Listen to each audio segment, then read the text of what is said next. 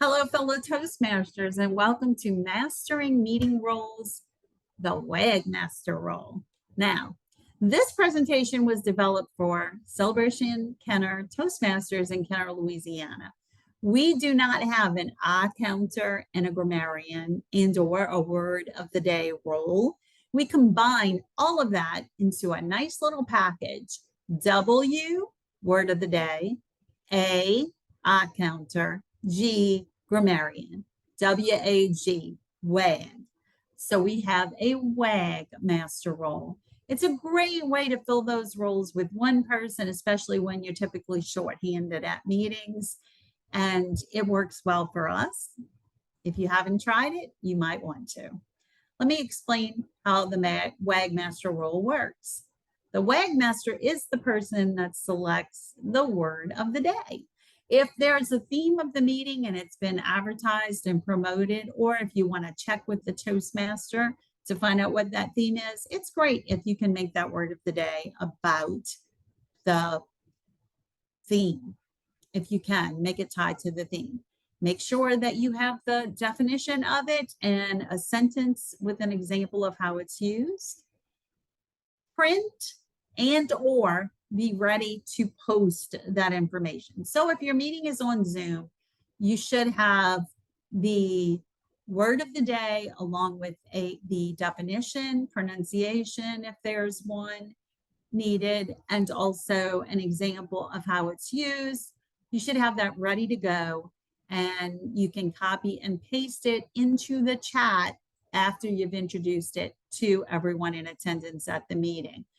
I will note to you that if you're on Zoom and you try to post it before people get online, the people who get online after you've already shared it in the chat will not be able to see it.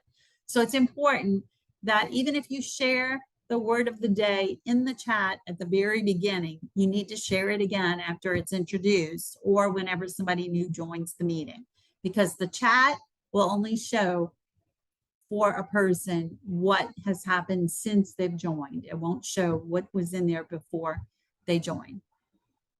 When asked to by the general evaluator, you'll explain your role. And it's a real simple process. You just say something like, I will be serving as the WAG master today. W stands for word of the day, which I'll share with you briefly in a moment. A is for I counter. It's my job in the I counter way to count your filler words such as so, you know, and if possible, let you know when you're using those filler words. And then the G is for grammarian. In the grammarian role, I will look for improper and proper uses of grammar, and I'll also look for extraordinary turns of phrases and some rhetorical devices such as alliteration, and give you credit for those things. I'll also count how many times you use the word of the day and give you credit for that. And the word of the day is, and then that's when you share the word of the day and post it in the chat, etc. During the meeting, make sure you listen well. This is really challenging. I know for me it is. You have to really listen and be able to document when people use the word of the day. Most of the time when people use the word of the day, they do it so dramatically that you catch it right away. But sometimes people are just so comfortable using it that you may not catch it. And so you have to listen really attentively to hear those uses of the word of the day. Also the ahs and the ums and the so's and your knows. It's great if you can listen and hear those, but it's not always so easy if a person does them very quickly and is so confident that you totally miss that. When you're serving as the I counter, you want to record the specific things they do. So if you don't want to just say, oh, you had X amount of filler words, you want to say your filler word was or so, or you know, because some people will get rid of the ums and replace them with something that sounds like a legitimate word. For example, I had a friend whose phrase that they used in place of was and also, and they said and also in between every sentence. It was crazy. Every two sentences had and also between. So people tend to get rid of filler words that they recognize as bad, but then substitute other filler words such as so and things that might sound okay because they're not fake words, but those are the types of things you need to listen for. And if you can tell when they're using those phrases, such as you only use when you're reading a list. So for example, if the timer is reading the timer's report and says Betty's speech was 7 minutes and 22 seconds. Debbie's speech was 4 minutes and 52 seconds. And they put between each list item or each item that they're mentioning.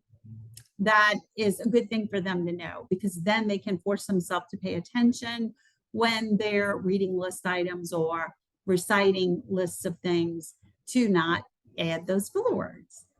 When you're serving as a grammarian, you want to look for improper uses of language. And sometimes it's a little difficult to share that with people because you don't want to embarrass them, but you should definitely share it. And you might feel this urge to share them privately, but then it's not helping everyone if you only share it privately.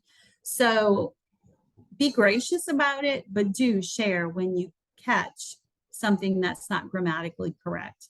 Nobody expects you as the grammarian to have excellent English. We've had some English teachers as grammarians in our club, and that's been fun. It's been challenging, and we've all learned from it.